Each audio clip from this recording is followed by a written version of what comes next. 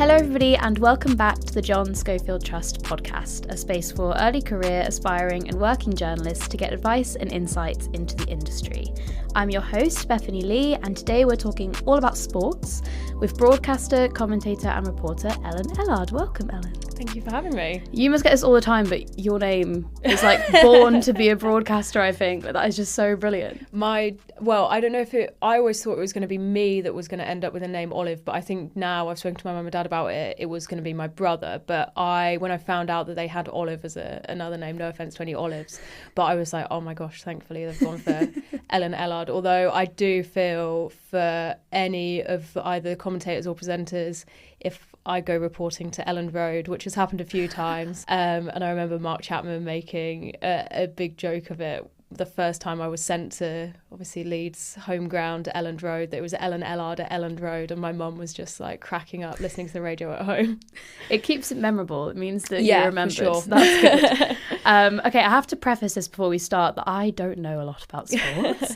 I'm not necessarily an aspiring sports journalist, but I am an early career journalist who tends to grab any opportunity that I can. And so last year I randomly covered the Paralympics for a sports charity.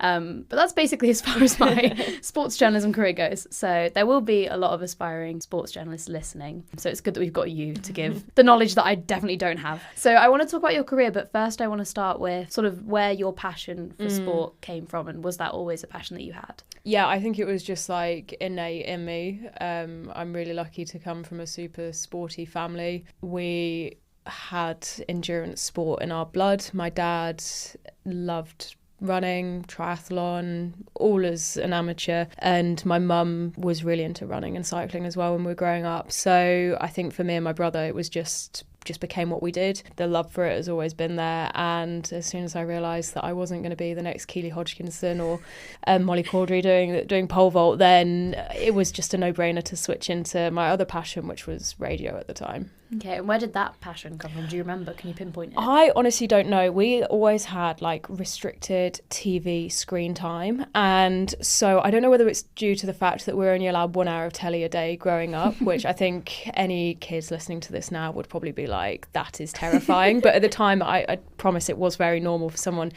growing up in the early 2000s. And so radio just became a passion for me, whether it was long car journeys, whether it was just like waking up. That was the first thing. I had my radio set on a like wake up timer for 6:15 every morning so I could listen to Chris Moore's breakfast show in full, which was just like I was obsessed with growing up. And then I would have my radio on the lowest setting at night, hoping that my parents wouldn't hear me listening to the radio.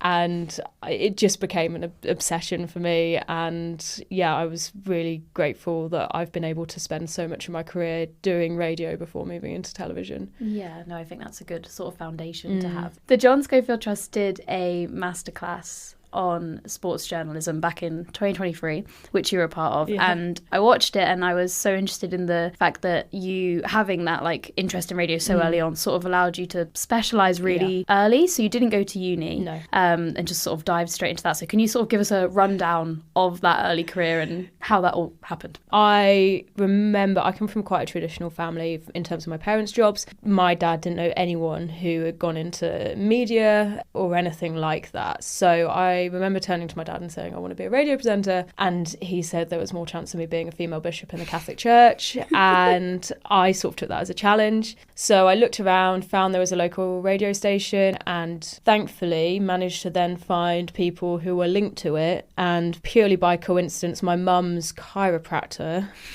did a show once a week there because she was really into her music. She then was able to help me sort of get my foot in the door, which I'm so grateful. Jo, to this day, will always shout her out. So got my foot in the door at one radio station, hosted a show there every week. Then around the summer that I was about to sit my ASs, we got invited as a radio station, the young people of the radio station, to go and have a day's work experience at BBC Radio Cambridgeshire.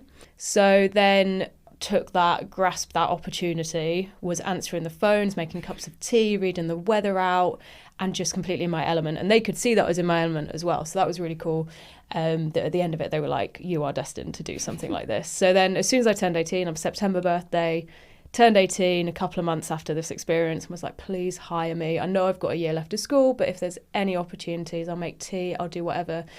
Turns out they needed a broadcast assistant to man the Peterborough office. So I then went to my school and said, please can I have Wednesday and Thursday afternoons off. I think I had a couple of gaps in my school rota anyway, with it being my A-levels. Managed to make it work. So I'm so grateful for my school for them. I think they knew I didn't want to go to university, so they were just like, yeah, like an opportunity at the BBC, you've got to take it. But yeah, did that, and then had an offer to go to Salford to do broadcast journalism, but just felt it wasn't for me. I wanted to follow what I thought was best, and that was taking the step straight into working at BBC Radio Cambridgeshire full time. And then from there, you actually ended up sort of switching into music? Yeah, so there wasn't many opportunities in sport, and so an opportunity arose for me to take over the BBC introducing show in Cambridgeshire. So did that for, I think, 2-3 years. Great opportunity, but my heart was always with sport. Applied for a job at Manchester City to be their stadium announcer and women's presenter, and got that, and then made the step away for the first time from local radio and moved up to the big city of Manchester. I think it's really interesting because, I mean, freelancing is like a huge thing in journalism in general, but I always feel like it's specifically huge in sports journalism. Yeah.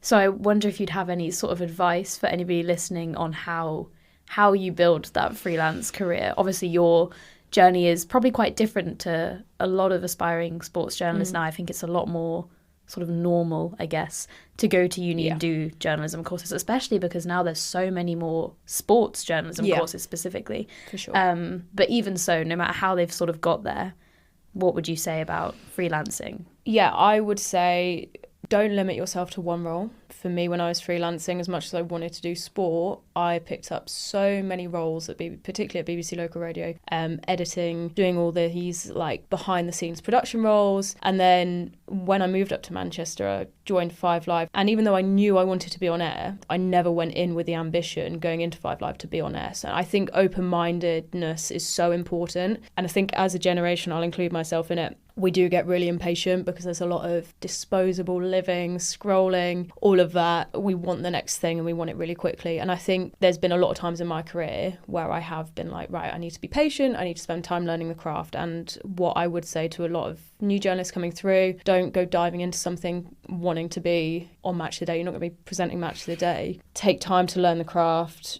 Knowing what goes on behind the scenes was super important for me when then I did take on-air roles. And I've always said you can, pick out presenters, reporters, commentators who have done the behind-the-scenes stuff first.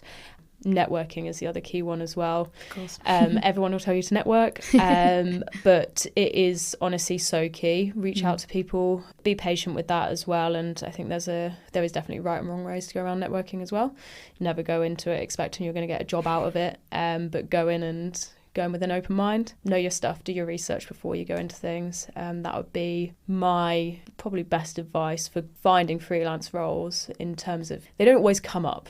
As well. They don't always come up. You don't always get a job application page that comes up for freelancers. So reach out to people who you know of or you see have come through at the BBC, have come through at Sky, and they'll be able to hopefully point you in the right places to go to for freelance roles. And with the whole sort of trying different roles as well, and would you apply that to sort of specific sports? As in, if there's somebody who's 100%. Like, I want to go into football reporting, Yeah. Is it the same thing of be open and ready to try lots of different sports first? 100%. And I say that to everyone. Football is obviously like the biggest sport that is covered in England, but I would say it's always good to know lots of different sports. Read a lot. Read. Listen to podcasts. Never say no, but say yes a lot. That is what you need to do when you're starting out. When I was at 5 Live, I didn't do a lot of rugby, even though I played tag rugby as a youngster. Ended up being offered the role as one of the 5 Live rugby BAs, and it was the best job I've ever done. It was incredible, like some of the best experiences I've had. And that was as a junior producer working for 5 Live in rugby. And I will say to so many people that was one of my favourite jobs I've ever had. Yeah. And that was a sport that going into it I didn't know much about at all. Yeah, and I guess sort of on the flip side of that, how important is it, while saying yes to lots of things, to still be developing specialisms? Because I know specialism is spoken about a lot in sports journalism. When we did the masterclass back in 2023, that was like the number one question from all of the mentees who were in that Zoom room. It was like, should I be specialising? When do I start specialising? What's your advice on that as well? I hear the term pigeonholed, and I honestly don't think there's such thing as pigeonholing. I think it's great to have a specialism, and you'll find that naturally. You can't force a specialism onto yourself. Trust me, I've tried it. You've got to really love it. And so I think a specialism will present itself naturally, because in sports journalism it'll be something, whether it's a club that you've followed your whole life, whether it's a sport that you've competed in, that will come out. Don't worry if you're just coming out of university, if you're just taking your first steps in the industry, do not worry about specialising just yet. Okay, that's really interesting to hear, because obviously there's other people who I think would say the opposite of that in terms of specialise soon and fast and be the expert of your thing. And I totally get that, but I think in terms of sport, you can have that breadth, particularly if you're looking to go into a job at Sky Sports, BBC, where you need to be able to pick up new sports, pick up sports you haven't covered before and run with it. There's a lot more expected of sports journalists in that respect, in the sense that if you were, let's say, like a political journalist and you were specialising in a specific country, I think it's less likely that you'd then be like, okay, we're going to get you to do this country now, off you go. Yeah. Or you run off and go and do something for a health court. Yeah. Yeah, it seems much more common in sports journalists to be like, oh, you're a sports journalist, cover any sport. So do you have any tips for sort of like learning a sport fast, I guess, if that ever has to be the case? Yeah, I mean, I've been put in positions, thankfully, I didn't have to do it, but at the Olympic Games, I was working for OBS, so like the Olympics host broadcast. I was on the world feed for men's and women's football and the athletics. So there are days where you have to come in every day to the IBC and you sit down, and sometimes you're on a standby shift, and sometimes that standby shift is after a shift you've already done. And I remember coming in really early one day, on a day where I didn't have anything else, and one of the horse events, I think it was the equestrian, the commentator got heat stroke. And I was sat in the office and they were like, if they can't, will you commentate on the equestrian? And I was like, what? I do not know anything about horses. And thankfully they were okay to do the commentary and do it on site, so I didn't need to pick it up. But that is just the nature of it, and we were trained on just like how to quickly do stuff. I think one way that I looked at it is, don't feel like you have to state completely the obvious, because I would, if I was listening to a football commentary and I heard someone say, well, we've got 2 45 minutes and a 15-minute half time, we have 11 players on each side, 1 goalkeeper, 2 outfield, I would be a little bit like, what is going on? And I think you can do that with some sports at the Olympic Games, but you don't also then want to patronise the audience. It is honestly the hardest thing to do. It is really hard to pick up a sport from scratch with like 15 minutes, half an hour notice. Sometimes that is going to be the expectation, but it is very rare that you will have to do that. I think the Olympics is the only time where I've experienced having to learn a sport like that. I've had a few days to learn sports, and that's great fun. Just watch loads. Yeah. YouTube is there. YouTube is free. The internet is free. Just do your research, enjoy it, embrace it, and watch a lot if you're picking up a new sport and you need to straight away. But I imagine for most people, you will not be put in a position where you have 45 minutes to an hour to learn a new sport. Good. That's good to know. Everyone can stop panicking, calm down, it's going to be okay. You've covered loads of sports. And I want to ask this, but I want to ask it in the right way, because you've covered a lot of women's sports. Yeah. And I guess I'm curious whether that is something that you've always wanted to do and always intended to do, or is there kind of this element within the industry of getting female journalists to cover the female sports? Yeah, no, I think I totally hear where you're coming from. I think it's interesting. I think if you look at my social media, it looks like I cover more women's sports than I do men's. But that is not the case at all for me personally. I just don't shout about the times I do the men's sports all the time. But I think because I had a real passion for women's sport, and also because if I post about the fact that I'm commentating on men's football in this, I don't know really the right way to phrase it, but over the course of the last couple of years, I'm sure some people will get my drift, it's not the kindest place. So I tend not to broadcast so much about the men's sport that I do. And outside of football, it's great. Like when I'm working on athletics, I'm commentating on men's races or men's throwing events, don't have any problems. But with football, obviously, there is still a real issue when it comes to the acceptance of female voices in sport. So, yeah, just don't tend to post as much about doing men's sport. But, yeah, I mean, I love doing commentating on women's football is my absolute dream. I'm so lucky that I get to do that a lot this year with Sky.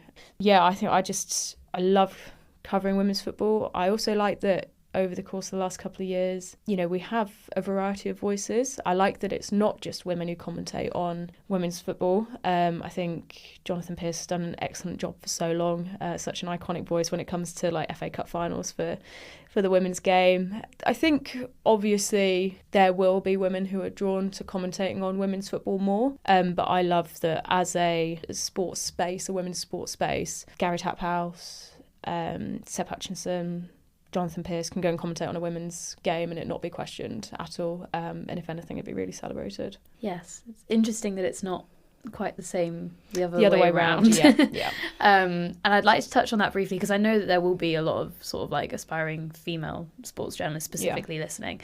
So I guess it feels a bit too open to just say, what's your experience been of that? But I guess more specifically, what would your advice be to anybody entering that space? And especially on instances where your authority or knowledge of a topic might be questioned. Yeah, I mean, my number one is find a social media that works for you, because we all want to be on social media. I grew up on Instagram, I grew up on Twitter. And one of the things I really struggled with was when a couple of years ago, when this all started kicking off with a certain former footballer really weaponising his beliefs and making the space quite a nasty place to be for a woman. I was like, everyone tells me to come off social media, but why would I? That's like telling someone to leave my house, because I've always been on social media. That's always been my safe space. But I think detaching myself from that, and X has become, not just on that front, but on a lot of fronts, quite a nasty place to be.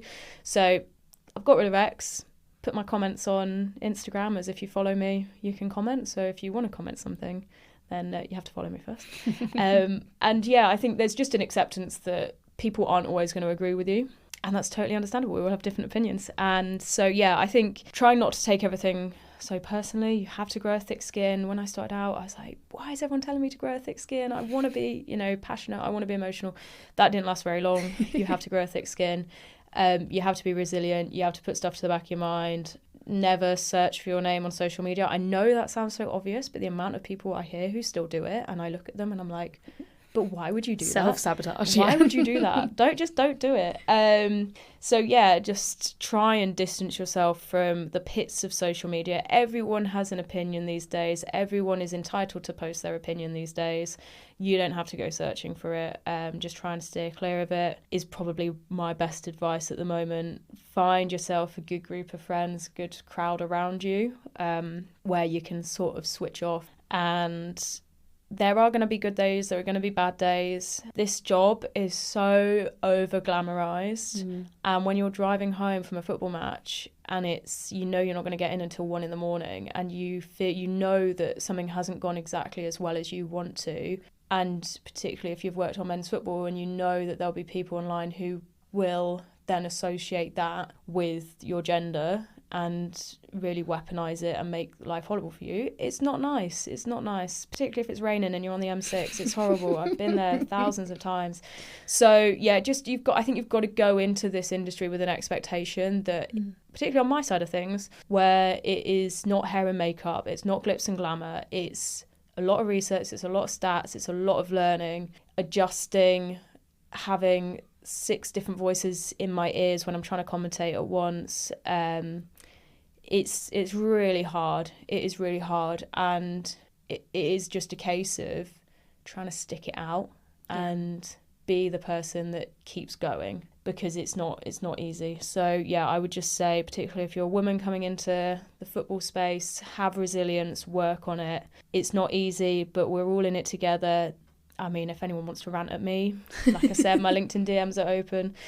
Find the people around you who will support you, because at times it is really hard. Yeah, it sounds really tough. The focus, at least from what you're saying so far, seems to be a lot on sort of like the audience, the public's reception. Oh, yeah. Do you think that in turn, like in the actual journalism industry, it's much more supportive. And have 100%. you seen a change in that? So, and that is the other thing that I remind myself, is that I get booked again. Yeah. And there's been some times where I've been really unhappy with my commentary, and then a couple of days later it's like, oh, hi, we're really happy with you, with what you did, we'd like to book you again.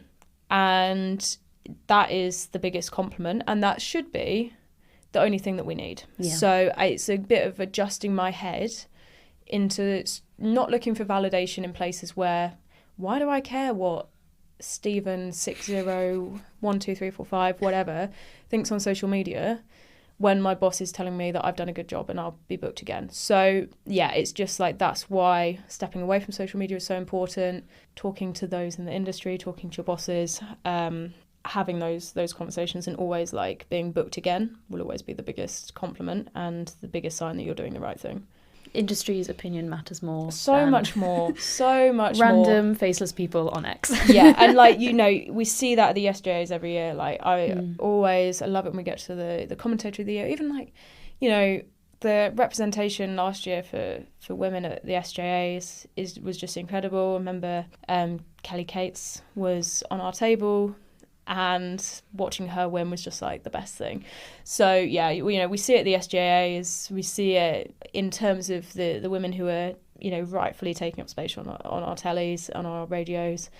Like, don't listen to the trolls, bots, whatever they are on the internet. It's not worth it. Don't do it. I know it's hard because sometimes that's all you want to do, but just like turn your phone off, throw it to the other side of the room, go for a walk. Yeah. Like, I wish I could tell the trolls to do the same. Go outside and touch some grass, because it's really not that deep. And don't bite. Don't reply to them either. Don't reply. Some of them, it is. I went for a phase when I was doing a bit of motorsport of replying to some of them, and some of them were lovely. Yeah. And they just wanted someone to talk to. But there are so many trolls that I cannot talk to all of them. So I just choose to talk to none of them and just forget about their existence. So turn your phone off, throw it away, focus on your job. Perfect. No, really good advice. Hi, this is a quick pause from the episode just to say that the John Schofield Trust is a charity, and if you want to support the work that we do and help the next generation of journalists break through, then you can head to www.johnscofieldtrust.org.uk/donate. Thank you, and let's get back to the episode.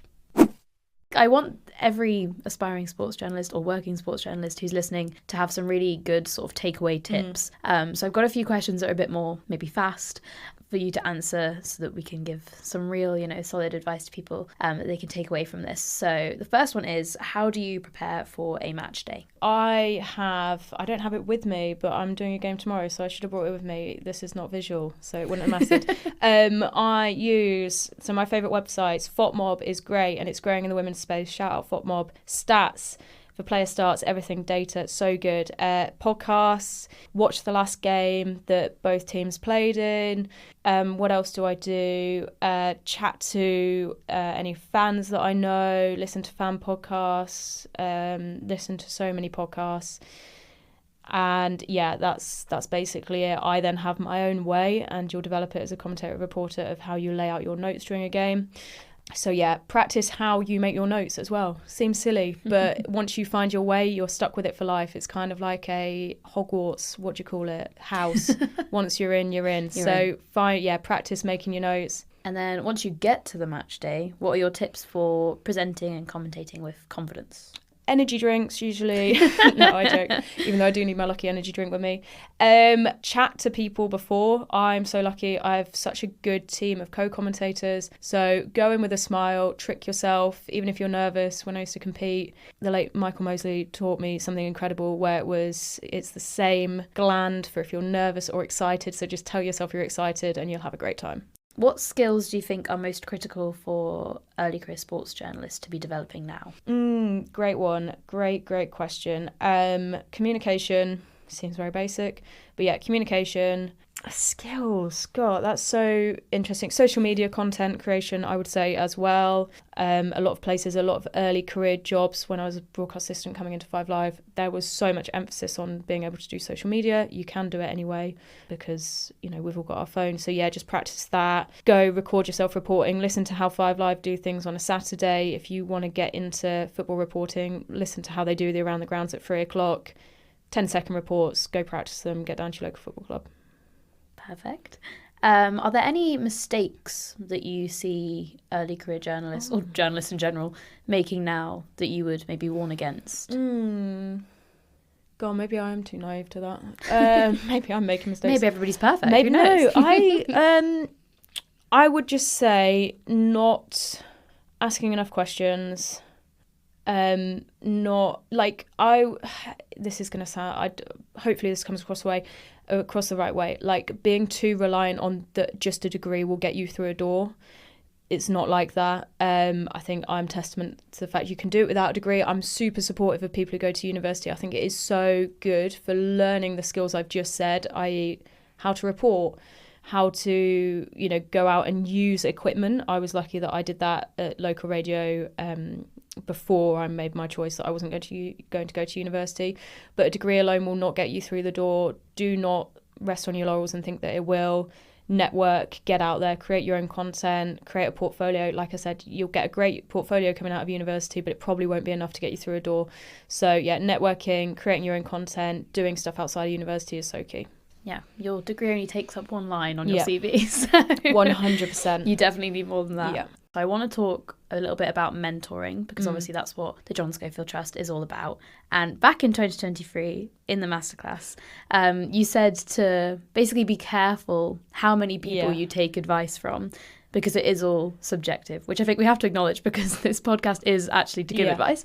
So can you explain can you explain why you think that is so important? Yeah, God, that was such a profound thing for me to say at the time. And do you know what? I still absolutely stand by it. And it is something that I say to a lot of people is, pick your mentors and pick them well. Everyone has different opinions, particularly in this industry. Commentary itself is the most subjective thing ever, and that is why I also kind of don't care at times when I get a bit of hate, is because we've all got our different opinions. And there's so many times where I'm sat on the sofa and I was like, in my head I'd be like, oh yeah, actually, particularly with athletics, I'm like, oh, I'd want to do that differently, or maybe and I think that's, we're all like that, aren't we, naturally. I've tried to cut it out because I'm a lot more sympathetic now I do that job. But yeah, I think you don't need to be looking for validation and for advice from literally everyone. I think that is kind of linked into my comments from earlier about, validation, finding that online. I think find someone, if you're at university, it might be, one of your lecturers that you get on really well with who can give you some advice. I was really lucky that these figures have kind of presented themselves in my life quite naturally. And I hope that as you travel through the industry, they will for you as well. I had some great mentors at 5 Live in particular. I had a really good one at BBC Radio Cambridgeshire as well, but particularly at 5 Live. People who care and will want to show you they care, and they'll say, yeah, send me stuff to listen to. And I still have one who looked after me when I first joined BBC Radio Cambridgeshire, helped me with some athletics commentary, and now I work with him regularly to go through my commentary still, and that's mad that that's 7 years ago. I think you can hear too much advice from too many sources and it can get conflicting at times. So small, trusted group, I think, is always better. I'd say, probably no more than 3 or 4. You'll probably need to find more people before you settle on that.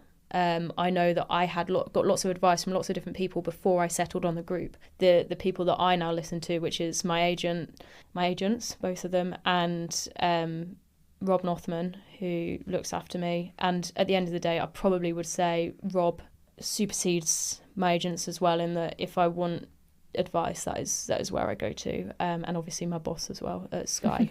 But Rob is, like, for me, the one that I put all my trust in. I like how he delivers my feedback. That works for me. Yeah.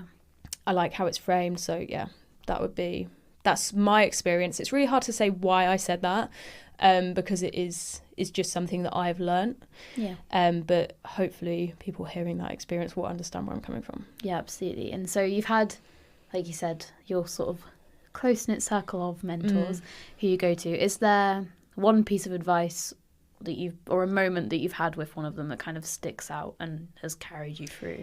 I would say the best bit of advice I've had from one of my mentors would be something that Rob Northman says, and if you go through the system at the BBC, he will tell you at some point, is like, why is today different for your games? Like, what makes today different? And it's something that this time round in the WSL, doing so many games in the first month or so of the competition has really made me think, because last year I was only doing a game maybe every other week in the WSL, and because it's a 12-team league, you know, you have to think, why is this different from the last 16 times that Arsenal have faced Aston Villa? And you have to question that, and that really helps you set up your day. So yeah, that would be my one bit of advice for sports journalists. Nicked advice, stolen. I will pay Rob his dues for passing that on to me. Yeah, just like, why is today different? When you go to a game, when you go to report on a sport, what makes today different? Is it a final? Is it a local derby? Is it a player who was a legend at one club who moved to another club coming up against their former club? That kind of stuff. Okay, the last thing we're going to do is that we actually have a voice note question from a mentee on the Trust, Lana, who is a working, aspiring sports journalist. And so she sent us a question in for you to answer, if that's okay. Let's do it. Hi Ellen, this is Lana. I'm a freelance sports reporter based in Edinburgh, working mainly in radio. I just wanted to ask, how did you deal with rejection early on in your career, and what would your advice be to anyone who is trying to break into the industry at the moment on how to stay motivated despite setbacks? That is such a good question. It's a big question. It's a really good question, and I probably am going to give I've been asked this before recently, and I think about it a lot. I had an experience where I think I must have been 18, early when I was 19, where I had a job interview at BBC World Service Sport. And I went in so naive into this. Looking back, I went in naive. I'd done loads of prep, but I would just World Service is so massive in terms of its sports coverage that I think even if I'd prepped for days, it would still have been a real challenge for someone who had only done 1 year of radio at the BBC at the time. Obviously, I had a lot of experience before, but it's local radio at community level is very different to doing then that 1 year at BBC Radio Cambridgeshire. And I got to the interview point, didn't get the job, and it stung a bit, and I remember being quite upset at the time, and I think I knew at the time it wasn't the right thing for me. I'd gone up to Manchester, I was in Salford Quays, and I was like, I don't think this is the right place for me still. It took about 4 attempts for me to think that Salford was the right place for me to be based in the end. And it did hurt because rejection hurts, but I then looked at what I did after, and I got the introducing job and did more on air stuff, which then helped me further down the line. So I do generally believe that everything happens for a reason. Everything is a learning, which is, I know that's really hard to hear and take at the time of rejection, because I've been there, I've done that. I think at 17, I'd applied for a Sky, 17, 18, I must have been when I applied for a Sky news journalism apprenticeship, and I got down to the final 4 and didn't get it. And I was sat the other day and I was thinking, wow, I'm now the lead WSL commentator on Sky Sports. And if I would have got that job, there is no way I would be doing the WSL now, because I would be so focused on current affairs. And I think I have obviously have a passion for women's football, so it would have always dragged me that way, but my job might have not allowed for that. So just having a sort of a belief that the right opportunity will come for you at the time, keep going with it. As I said earlier, you have to be really resilient in this job, and I see far too many journalists, young female journalists in particular, who come into the sports world really, really passionate and struggle for whatever reason, whether it's a rejection, whether it's coming into an industry that is so heavily male dominated and dropping out of it. And it's so sad, because we really should be supporting that these, opportunities are there for young women. I would just say so much of it comes down to resilience as well. So just keep going with it, stick with it. Once you get there, it is the best job in the world. There's so many times where I've been crying into my steering wheel, my pillow, my ISDN kit, my comms box, my co-commentator, where I thought, oh my gosh, there's no way I'm going to get through this. Yeah. And just try and teach yourself that resilience. Try and keep going. It is tough, but I don't think I'm at the end yet in terms of when I say the end result is worth it. I've hit a point where I'm so grateful to be doing the job I am now. And it is my dream job, so maybe I am at the end, who knows. But like, just keep sticking with it, please. Like, I really beg more female journalists in the sport world, keep going. I know it is tough. I know it is horrible out there at times. I know it seems like the world is against you, but just keep putting your feet forward and just keep going, because it is so worth it in the end.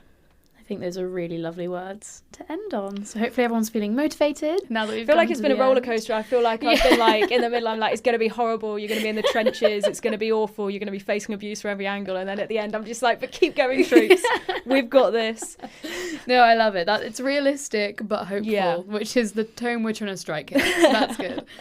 Thank you so much for joining us. Thank you for having me. And yeah, everyone go and check out Ellen's socials and all of her things. Don't leave any hate comments. And we'll see you next time. Thank you.